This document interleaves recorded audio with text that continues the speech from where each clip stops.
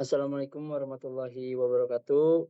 Kami dari kelompok 5 ingin mempresentasikan dan menjelaskan hasil dari proyek AI dan Big Data yang kami dapat. Adapun nama file name CSV yang kami dapat adalah live_20210128.csv. Namun sebelum kami mulai menjelaskan dan mempresentasikan hasil analisa dan proses pengolahan data yang telah kami lakukan, izinkan kami kelompok 5 untuk memperkenalkan diri. Yang pertama-tama izinkan nama saya Noval Hatar Fazil dengan NIM 101072400116. Perkenalkan, nama saya Rafa Maulana dengan NIM 101074000099.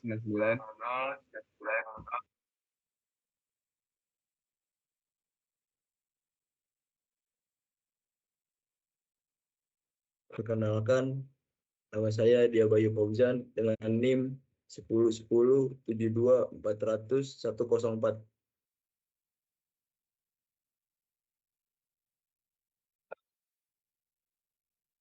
Sepuluh 724000129.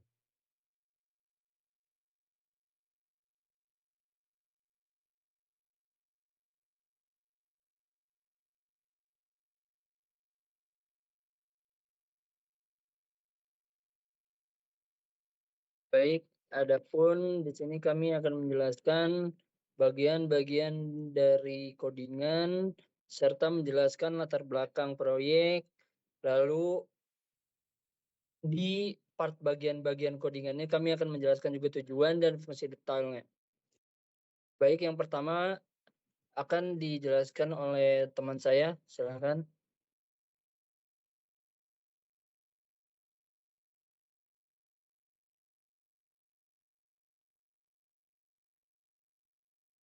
Baik, di sini saya akan menjelaskan tentang proyek AI dan Big Data. Nah,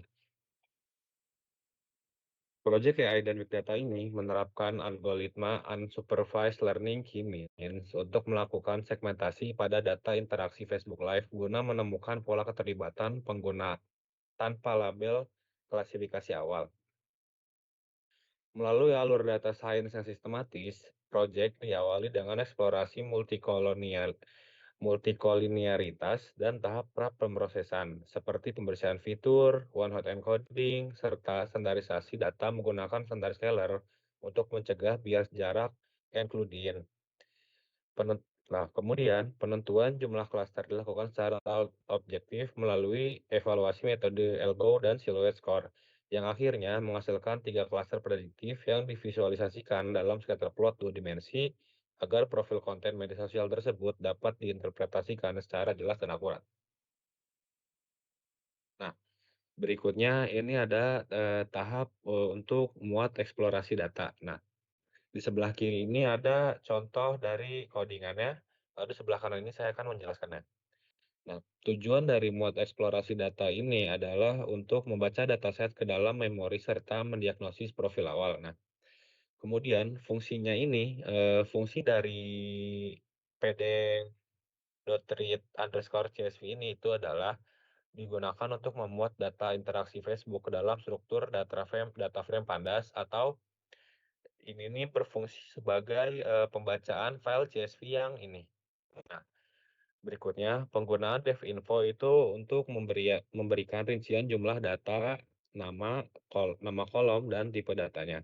Nah, lalu df.describe ini digunakan untuk melihat ringkasan statistik seperti rata-rata, standar deviasi, nilai minimum atau maksimum dari kolom numerik. Nah, lalu ada pemeriksaan itu menggunakan df.isnull.sum. Ini berfungsi untuk memetakan apakah ada data yang missing atau bolong yang bisa merusak kalkulasi matematis model. Selanjutnya akan dijelaskan oleh rekan saya.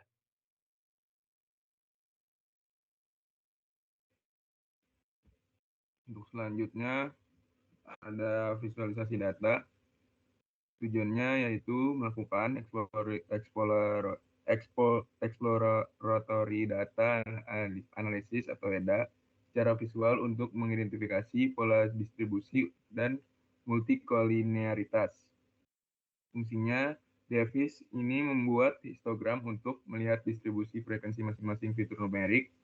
Selanjutnya itu ada SNS heatmap untuk menggunakan matriks korelasi dari dot core sangat penting dalam AI analitik.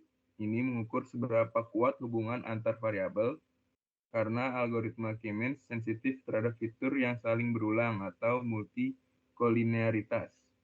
Misalnya num reaction secara otomatis pasti berkorelasi tinggi dengan num likes heatmap. Ini membantu Anda mendeteksi potensi fitur berlebih yang bisa membuat clustering menjadi bias. Selanjutnya akan dijelaskan oleh rekan saya.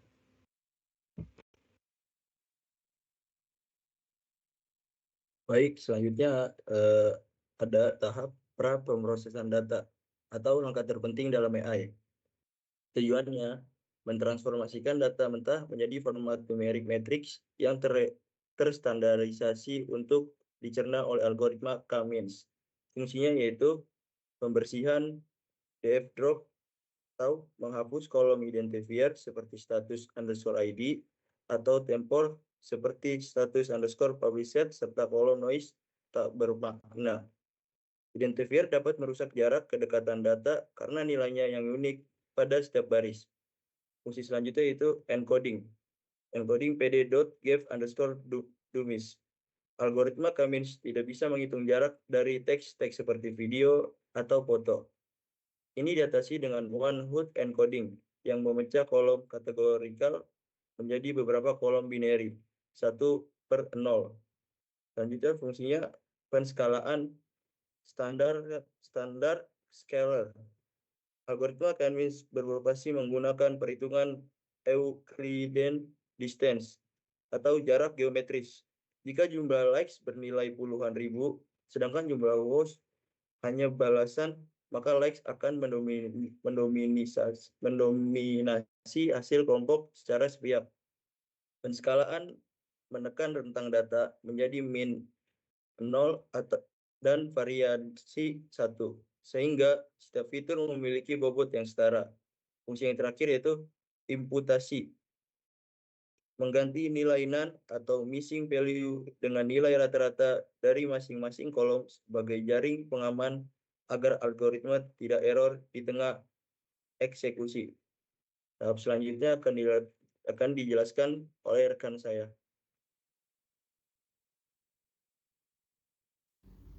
Baik, selanjutnya ada mencari cluster optimal metode elbow. Di sebelah kiri sudah ada codingannya. Terus tujuannya adalah menemukan jumlah key atau kelompok terbaik secara heuristik dan visual.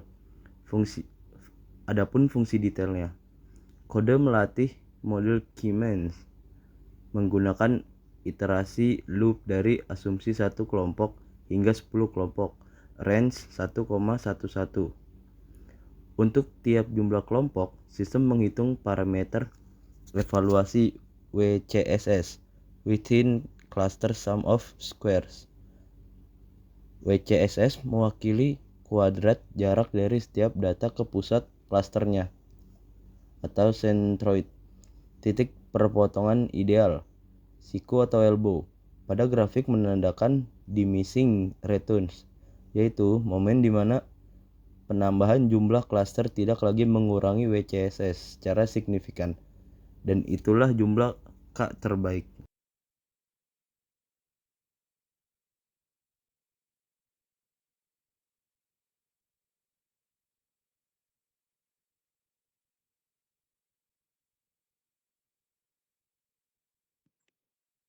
Lalu kini kita masuk ke model akhir dan analisis Self-Hot Score. Yaitu tujuannya pada bagian ini untuk menilai clustering secara matematis yang presisi dan melatih model final. Fungsi detail dari bagian ini yaitu untuk metode elbow terkadang ambigu.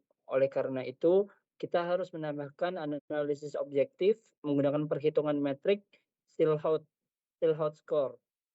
Skor siluet mengukur seberapa melekat sebuah data ke kelompoknya sendiri atau kohesi dibandingkan dengan kedekatannya ke kelompok lain atau separasi. Nilai yang mendekati +1 berarti objek terkelompok dengan sangat baik. Lalu kode menggunakan iterasi logis untuk mencari nilai tertinggi atau best score guna mendeteksi jumlah K yang optimal secara matematis. Namun, berdasarkan permintaan khusus dari requirement Anda, modul final diinstruksikan untuk dikelompokkan paksa menjadi 3 kelompok, yaitu n.cluster sama dengan 3. Prediksi label hasil akhir dari setiap baris data akan disematkan kembali ke data frame asli dalam kolom baru bernama cluster. Lalu yang terakhir kita masuk ke bagian visual cluster. Contoh codingannya di sebelah kiri.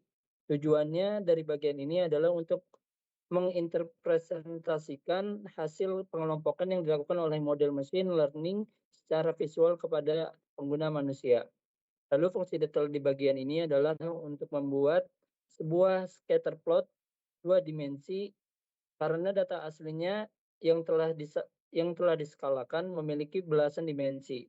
Visualisasi memproyeksikan data ini berdasarkan 2 fitur pertama di dalam indeks kolom atau x underscore scale impute, lalu ada simbolnya untuk sumbu x dan x underscore scale underscore impute, lalu ada simbolnya itu untuk sumbu y. Warna dari titik scatter mempresentasikan label akhir t sama dengan y underscore k comments. Untuk menunjukkan batas-batas dan sebaran ketiga kelompok hasil temuan kecerdasan buatan AI tersebut. Next slide. Nah, kita masuk di bagian akhir yaitu tujuan keseluruhan atau bisa dibilang menjadi kesimpulan. Jadi kesimpulan atau tujuan keseluruhan dari proyek AI dan Big Data yang kami kerjakan ini itu untuk melakukan segmentasi data atau data clustering menggunakan algoritma pembelajaran machine K-means. Algoritma ini merupakan bagian dari unsupervised learning atau pembelajaran tanpa pengawasan, di mana mesin bertugas untuk mencari pola, struktur, atau kelompok tersembunyi dari sebuah dataset yang tidak memiliki label, kategori, atau target. Baik, beginilah hasil dari proses pengolahan dataset yang telah kami lakukan, yaitu kelompok 5. Kurang lebihnya mohon maaf, saya pamit undur diri. Wassalamualaikum warahmatullahi wabarakatuh.